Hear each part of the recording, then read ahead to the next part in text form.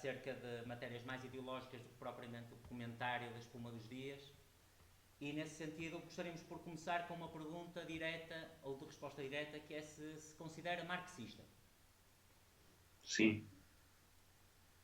E a segunda pergunta, decorrente dessa, é o que é, segundo o Francisco Louçã, o marxismo? Como é que define o marxismo?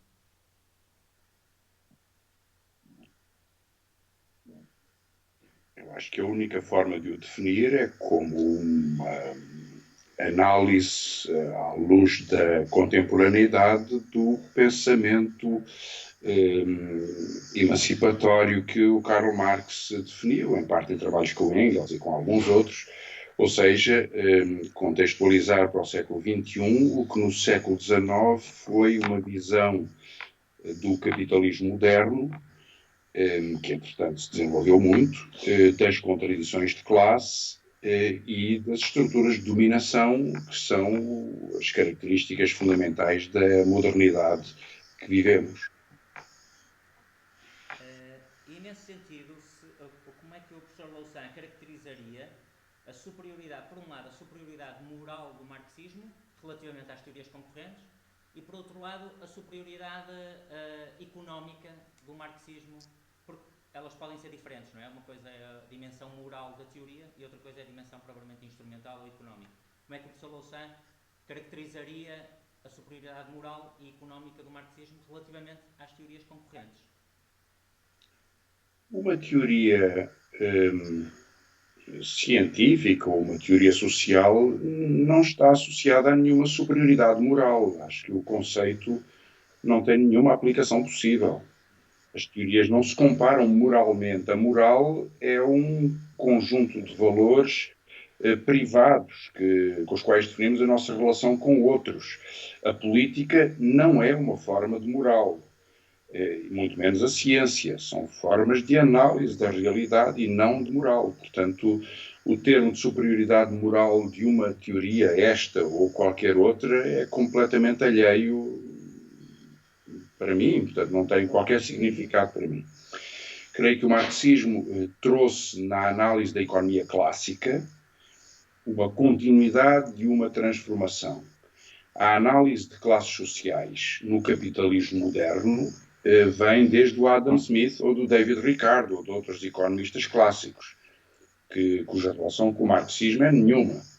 Ou seja, a economia política clássica, desde o princípio do século XIX, é uma economia da análise da produção e da distribuição da riqueza.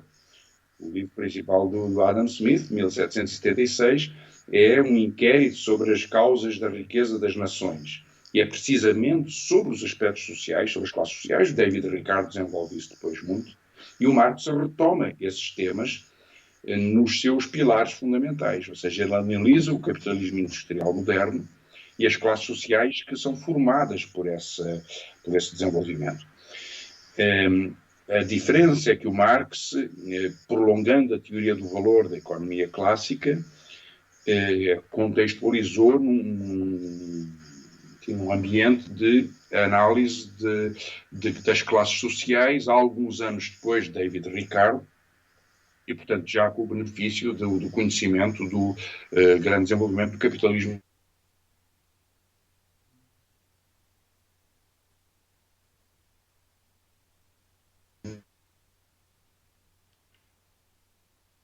britânico. E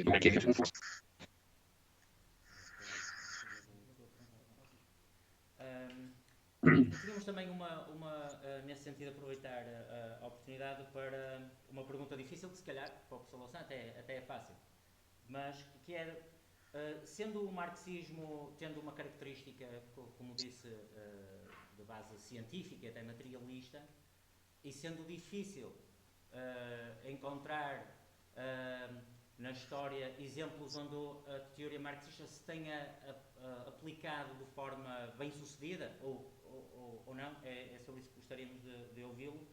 Considera que a aplicação prática da teoria falhou, ou é a própria teoria que em si tem contradições que dificilmente a tornam praticável? Ou se há, na sua opinião, outra explicação para este problema que o marxismo parece ter com a realidade.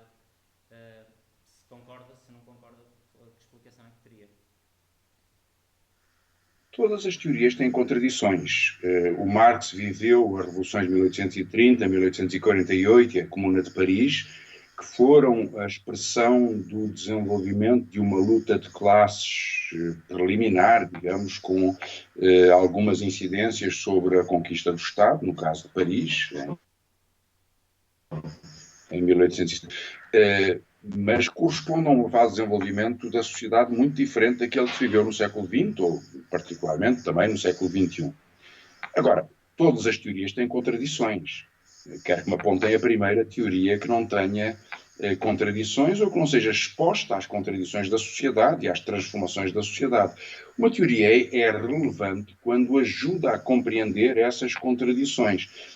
E, portanto, pensar que existe um desenvolvimento linear da sociedade, como o stalinismo desenvolveu, ou como o liberalismo desenvolve hoje, ou como os defensores do fim da história vieram a sugerir de uma forma até mais provocatória, é uma infantilidade, não tem qualquer aderência à realidade.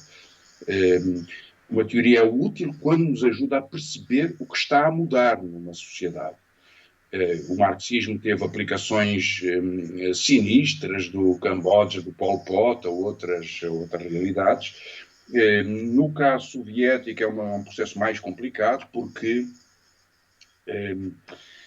a Revolução Soviética resulta do derrubo de uma ditadura e do processo revolucionário que se abriu depois disso, depois da queda do czarismo, num contexto de uma guerra mundial em que milhões de soldados estavam envolvidos nas trincheiras. Isso teve enormes consequências na Rússia, como teve em Portugal, que era muito mais distante das frentes de batalha, e desencadeou um processo em que um partido político, os sovietes, organizados dos operários e camponeses, e sobretudo os operários industriais, tomaram o poder. Era um poder muito frágil. E ele foi não só ameaçado por uma guerra civil, como por uma invasão pelas principais potências imperiais da época, e pouco depois o fechamento desse regime e a sua dificuldade de relações internacionais permitiu a tomada do poder por Stalin e pelos seus próximos, o que os velhos bolcheviques procuraram evitar a todo o custo. Lembra-se do testamento de Lenin, que recomendava o afastamento de Stalin pelo perigo de autoritarismo que ele representava. Esse perigo concretizou-se e o stalinismo tornou-se uma caricatura e uma forma muito violenta de organização de um poder político que se prolongou ao longo do século XX. E como é que um marxista vê o mundo atualmente e quais são, para um marxista, os principais problemas do mundo atual? Se tivesse que identificar um ou dois dos principais problemas, do ponto de vista das categorias marxistas, qual ou quais seriam? É uma pergunta muito genérica e não sei se é fácil responder a uma pergunta muito genérica. Mas nós vivemos desde há 10 anos esta parte, faz agora neste próximo verão 10 anos que começou a crise do subprime, a crise do sistema financeiro. Ela tem uma particularidade que não vos escapou, que é que, ao contrário da grande crise anterior da mesma dimensão, que é a crise de 1929, nesse período, nos anos 30, as posições liberais e, portanto, que procuravam corrigir os efeitos da crise acentuando a recessão, foram derrotadas. Foram derrotadas em 1929 e nos anos 30, particularmente pelo Roosevelt e pelo New Deal, e pelo keynesianismo, e, pelo contrário, sobreviveram e reforçaram-se no período atual. E isso explica o predomínio do setor financeiro. Neste momento, uma empresa como a BlackRock, por exemplo, gera ativos financeiros que são superiores aos do PIB dos Estados Unidos, ou seja, 1/3 do produto mundial. E nunca se encontrou uma concentração de poder financeiro tão grande. Eu creio que esse é o problema mais importante, porque é o que define o capitalismo dos dias de hoje. Só para finalizar, poderíamos ao professor que, no seu entender, poderia deixar uma mensagem aos alunos de ciência política naquilo que considerar mais apropriado e que achar que faça Mas se pedisse uma coisa aos alunos de ciência política, o que é que aconselharia?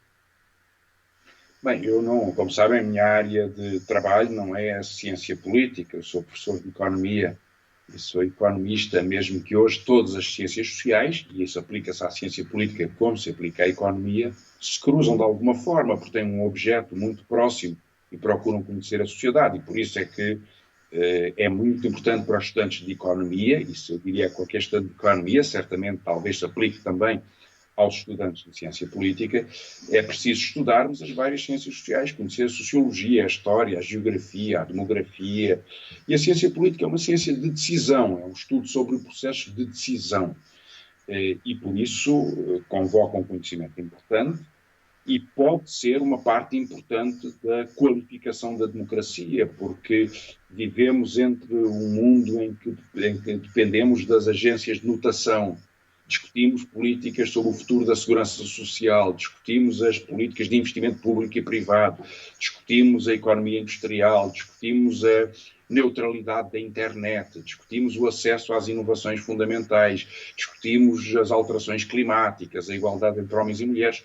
Tudo isso é a parte da política que é representada pela democracia e, por isso, acredito que o estudo que vocês fazem no vosso curso pode ser um contributo importante para o conhecimento, sabendo que um cidadão, estudando ou não ciência política, tem que assumir as suas escolhas e fazê-lo com o máximo de liberdade e com o máximo de conhecimento. Por isso, que as faculdades sejam uma boa porta para esse conhecimento, é o que eu posso desejar. Muito obrigado, professor Louçã, por este tempo e até uma próxima, quem sabe. Muito obrigado. Até breve. Obrigado.